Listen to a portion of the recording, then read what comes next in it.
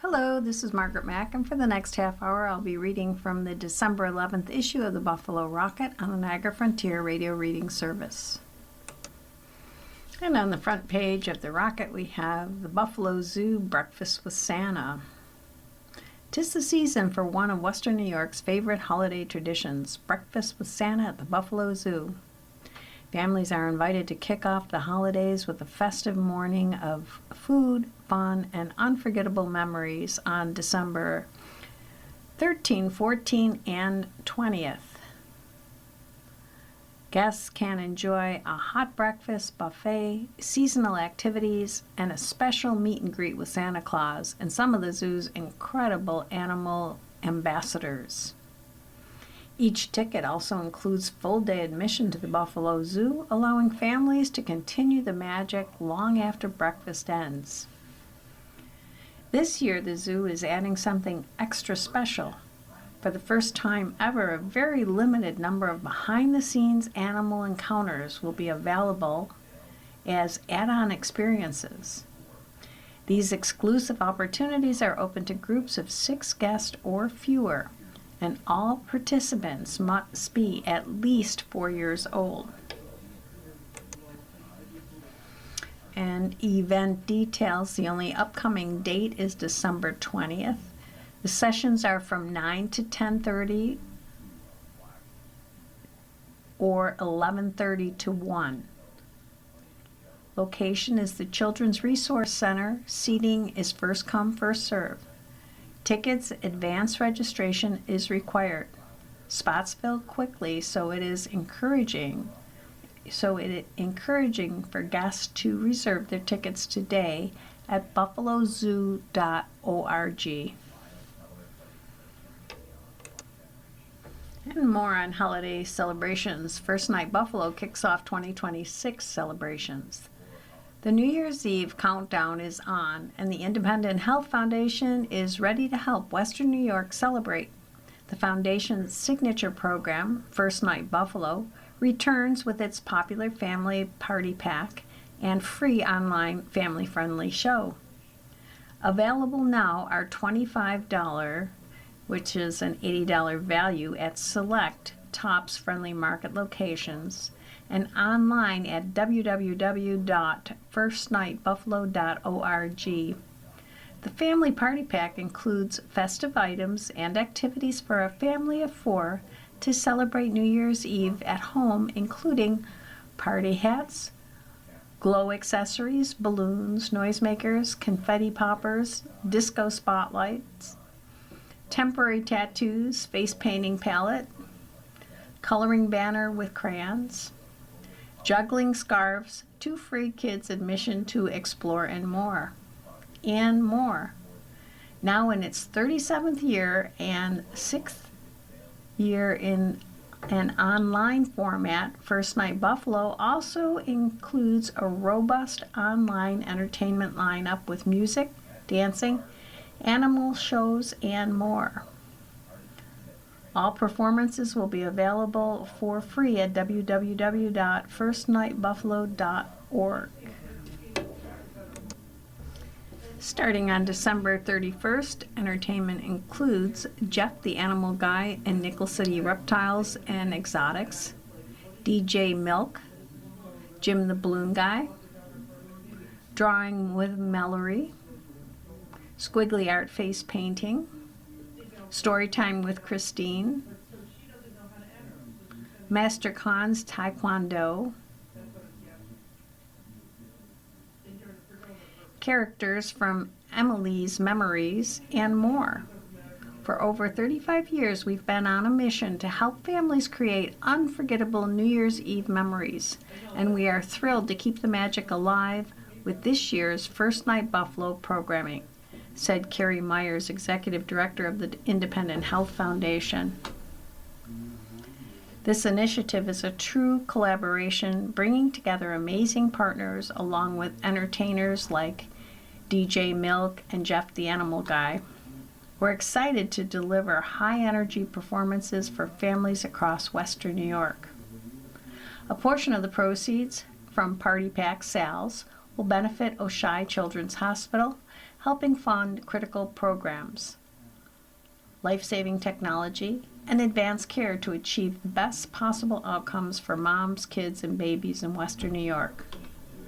First Night Buffalo 2026 is brought to you by the Independent Health Foundation and is sponsored by Independent Health, Tops Friendly Market, CompuMail LLC, iMed, Grayline Outdoor Advertising, Nations Benefits Prime Therapeutics, The Buffalo News, NTT Data, Jamestown Container Companies, 7 News, WKBW, and Exploring More, the Ralph C. Wilson Jr. Children's Museum.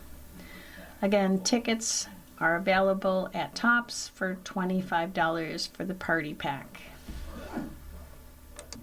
And now moving on to an event in the middle of 2026. Seeking submissions of original artwork for Garden Walk Buffalo 2026.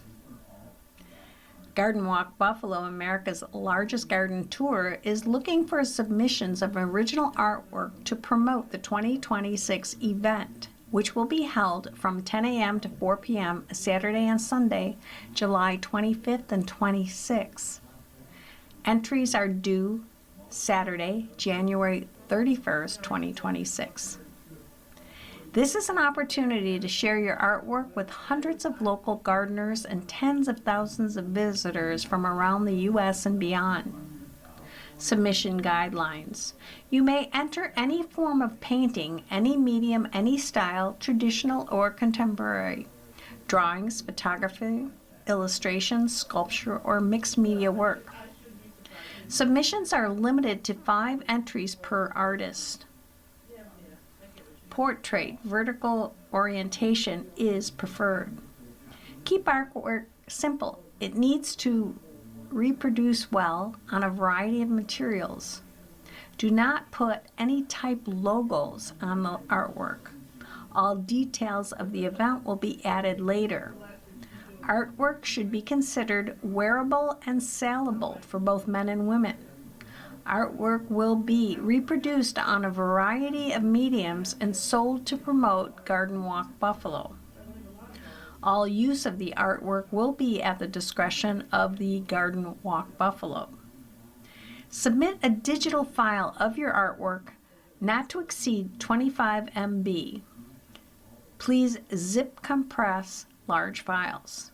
The preferred size of the file is 8 by 10 inches or 300 dpdi. Include a short biography of yourself and an explanation of why you've chosen to submit. To see past posters, visit gardenbuffaloniagara.com/past posters.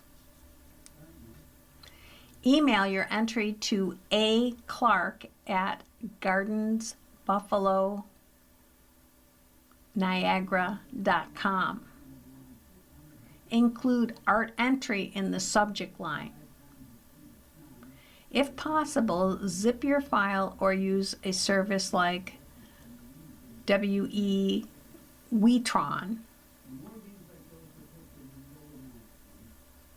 One winner will be selected to be featured on the 2026 Garden Walk Buffalo poster. That winner will receive a $1,000 honorarium. The contest is open to U.S. residents only. For more information, email aclark@gardenbuffaloniagara.com or call 716-247-5004. And under the column Sports by Bill Snyder, A Legend Remembered. Thomas More Wolfe, January 21, 1963 to December 4th, 2024. It's Christmas time, the most wonderful time of the year when families gather and share the love for the season. The spirit of giving and receiving grabs a hold of us now and reminds us all of just how blessed we are to be able to show our love for others. Last weekend, hundreds of families shopped the many small businesses along Hurdle Avenue while they waited for the lighting of the giant Christmas tree at St. Margaret's Church. Santa and Mrs. Claus arrived to greet all the children, and songs from a choir filled the air.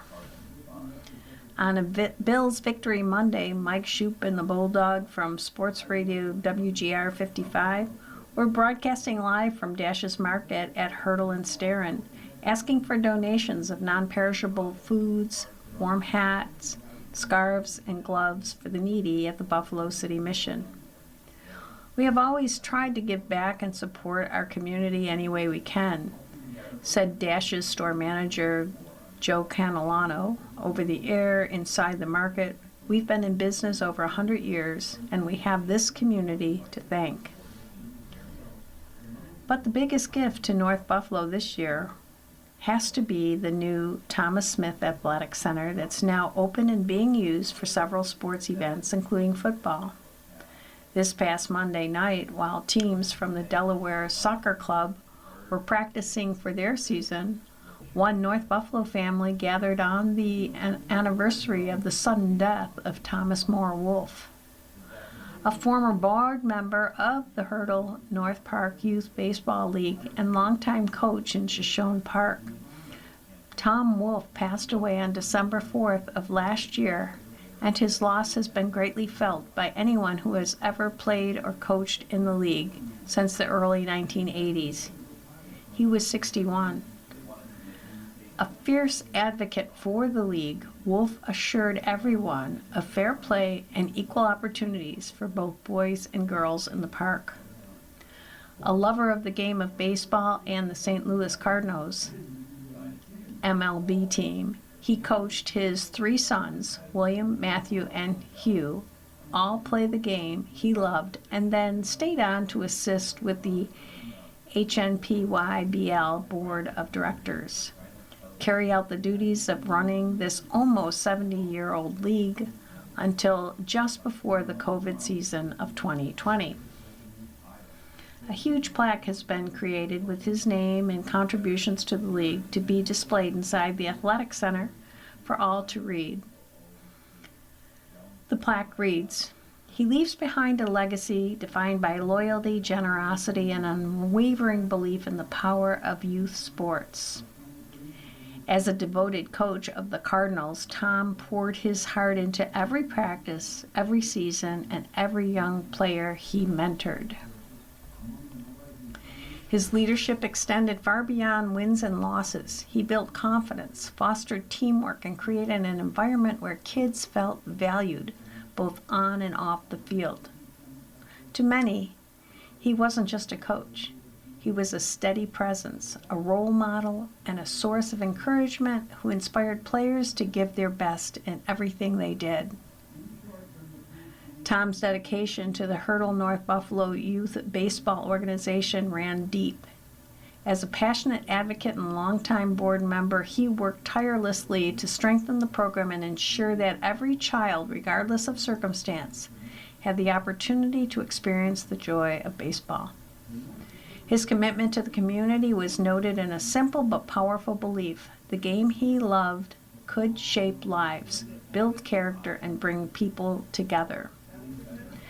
Through countless hours of service, planning, and hands-on involvement, he helped the league grow into a place where families felt supported and young lives thrived. Though he no longer with us, Tom's spirit lives on in the fields he tended, the players he mentored, and the families he uplifted. His legacy of compassion and dedication will continue through ongoing efforts to help families financially, allowing more children the chance to play the game that meant so much to him. May he rest in peace, knowing that his influence will echo through generations. And may every crack of the bat, cheer from the stands, and every smile on the young player's face serve as a tribute to the remarkable man he was. January 21, 1963 to December 4th, 2024. A very jovial and cheerful man, Tom was a friendly face to everyone who came in contact with him. He took an interest in all his players on the diamonds and in their schoolwork. He worked with all boys individually, helping improve their swing of a bat or a pitch.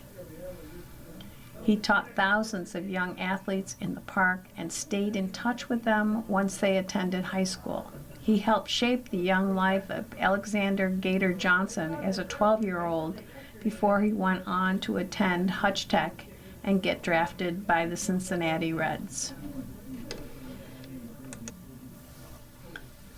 A moment of prayer was given by Father Duke Zajac, a longtime family friend, in remembrance of Tom before the Hurdle North Park Youth Baseball League was presented with a check from the Wolf family. We thank Tom Wolf and his entire family for his dedication and contribution to the league and this park, said Scott Gallivan, Vice President of Hurdle North Park, representing the league. He will always be remembered. You are listening to a reading of articles and features from the Buffalo Rocket on the Niagara Frontier Radio Reading Service. And next up we have the police blotter from D District. North Buffalo, December 9th, Amherst Street. The defendant entered Wegmans, 601 Amherst Street, selected merchandise, and proceeded past all points of purchase without rendering payment. Property taken was valued at approximately $185. The defendant was identified by the detective from previous encounters. Report taken by patrol officer. The West Side on December 7th, Grant Street. Defendant did resist complainant restraining to stretcher during transport to hospital. This resistance did cause complainant, who is an AEMT or AMR, damage to her glasses in the amount of at least $150. December 5th, Norwood Avenue. Officers responded to a criminal mischief complaint. Upon arrival, officers observed the defendant wearing the same clothing described in the 911 call. Officers then detained the defendant, then spoke to the complainant. The complainant stated that in a sworn statement that he observed defendant slash two tires with a knife. Officers did find a pocket knife on the defendant. December 4th, Niagara Street. Defendant did take 8 Christmas trees valued at $45 each, past all points of purchase from Family Dollar at 2213 Niagara Street. Defendant was apprehended in Minnesota registered vehicle, where defendant and co-defendant were in possession of stolen merchandise from the store.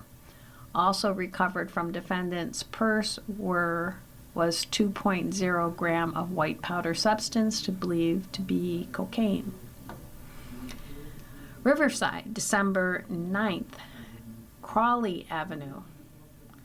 Complainant stated that defendant did push her in throat, struck her with his hands, dragged her down the stairs and to the driveway by her hair, causing pain and bruising. Complainant states suspect did then wave a firearm around, threatening to shoot anyone that came to the house, causing her to fear for her life. A black ABC 15 AR-style rifle was recovered, unloaded, with a fixed magazine on scene. December 8th, Lamont Place. Defendant did violate stay-away order of protection issued by presiding honorable judge. Victim states defendant did yell at victim, calling her a dirty B.H. December 7th, Upper East Lane. The defendant, along with already apprehended co-defendant, broke the rear door of 2 Upper East Lane and began squatting inside the apartment. The apartment was already being used for criminal activity, including drug use and theft. The defendant and co-defendant created a significant health risk to the surrounding apartments by leaving raw food to rot as well as feces and urine throughout the apartment. While inside the apartment, an active copper water supply line was cut and stolen, causing significant flooding and damage. The damages caused throughout the apartment are estimated to exceed $1,500 according to victim statement. The victim statement was taken by detective and photographs of the scene were taken. Two more police blotter items. December 7th, Germain Street. Victim was driving suspect, defendant, home from ECMC when suspect suddenly started to attack victim from the back seat, climbed over and started to hit victim, then pulled her out of the car and continued to hit her on the ground.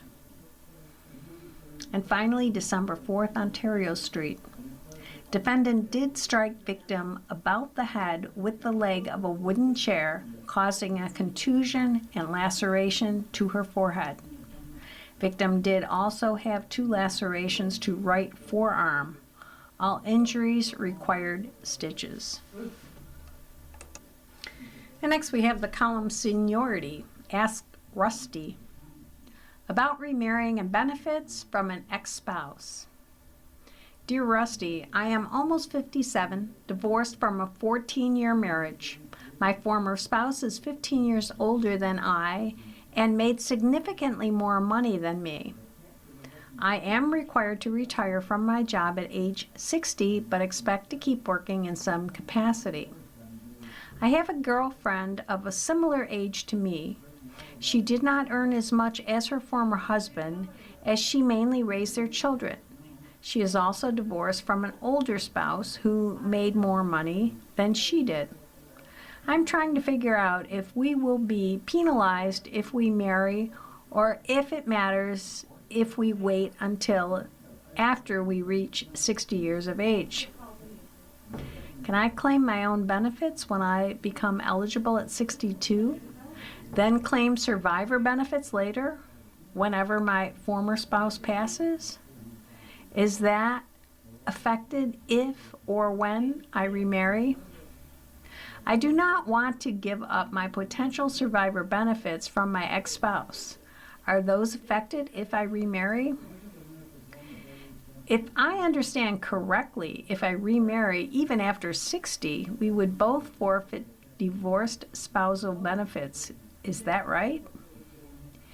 Given that my girlfriend's former spouse probably made more money than I, would she be forfeiting her former spousal benefits if we were to marry even after 60? Lastly, I am considering retiring abroad as an expat. Any suggestions about how that would affect our Social Security benefits? Signed, Starting Over. Dear Starting Over, with certain exceptions, benefits from a living ex-spouse cannot be collected if you remarry, regardless of your age when you remarry. So, from what you've shared, whenever you remarry, both you and your new wife will forfeit eligibility for benefits from your respective ex-spouses while they are living. FYI, there are exceptions for those who are disabled. However, the rules are different for a surviving ex-spouse. If you remarry before age 60, you will forfeit your surviving ex-spouse benefits. But if you remarry after age 60, you retain eligibility to collect survivor benefits from a deceased former spouse. So, if you and your girlfriend remarry after you are both age 60, you will both still be eligible to claim survivor benefits based on your former spouse's record. And yes, it is possible for you to initially claim your own Social Security retirement benefit at 62 and claim your surviving ex-spouse benefit later, after your former spouse dies. Provided you remarry after age 60, you do not lose that option. But if you were to claim a surviving ex-spouse benefit before reaching your full retirement age, the monthly payment amount would be reduced. All Social Security benefits taken before your full retirement age are reduced. Note too that if you plan to continue working after you are first eligible for Social Security benefits, Social Security has an earnings test which limits how much you can earn from working while collecting early benefits. The limit changes yearly. From 2025, it is $23,400. And if exceeded, Social Security will take back $1 in benefits for every $2 you are over the limit. And, as you likely know, claiming at age 62 will also mean a benefit payment of about 30% less than available at your full retirement age of 67. So, if you plan to work after age 62 and plan to claim early Social Security, you should take the earnings test into consideration. FYI, the earning test no longer applies after you reach your full retirement age. Now, regarding retiring overseas, be aware that Social Security has limits on where you can collect U.S. Social Security benefits.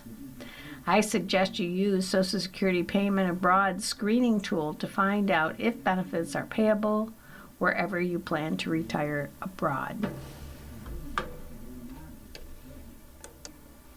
And under the column of the grapevine, we have an announcement. M&T Bank presents Third Thursday at the Buffalo Zoo. It will continue for one more Thursday in 2025, December 18th, and 3 Thursdays in 2026. That will be January 15th, February 19th, and March 19th. To participate, guests will need to reserve their free tickets online before arriving at the zoo. Tickets can be reserved at mtb.com/Third Thursdays. There will be a limit of 10 tickets per group, with time ticket entry still available between 10 a.m. and 3:30 p.m. While tickets are honored all day, visitors are asked to arrive at the time they signed up for. Special programming will be available. You've been listening to a reading of articles and features from the December 11th issue of the Buffalo Rocket. Your reader has been Margaret Mack. Thank you for listening.